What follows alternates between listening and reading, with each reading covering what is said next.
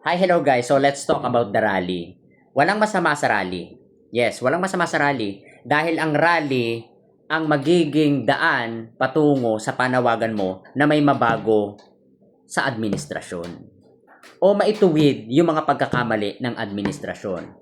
Pero kung ang isang rally ay nagmamanipula ng batas o para protektahan lang ang iisang tao, mali na yun. Ang rally ay panawagan para sa pagbabago at para maituwid ang mga pagkakamali ng gobyerno. Pero kung ang isang rally ay tumutukoy o para mamanipula ang katotohanan, mali na yun.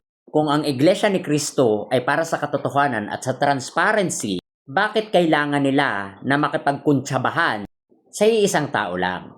Yes, ang rally ay para mabigyang linaw o may mabago, hindi para protektahan ang iisang tao. Kung ang rally ng iglesia ay para maiupo lang si VP Sara, parang hindi naman makatwiran yun. Si Sara Duterte na hindi masagot yung mga ipinupukol sa kanya patungkol dun sa kanyang pagnanakaw sa kabanang bayan, yun pa ang kanilang sinusuportahan. Paano natin masasabi na yung rally ng INC ay para sa transparency, anti-corrupt?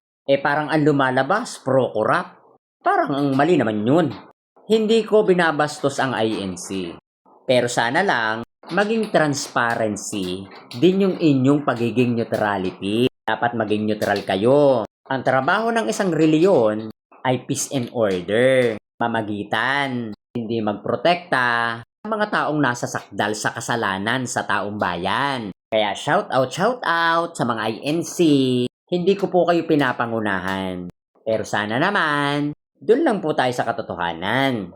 Dapat nasa taong bayan ang ating atensyon. Hindi dun sa mga tao na may mga katanungan sa kanila na hindi naman nila masagot. Wag gano'n. Kuya Natanggay.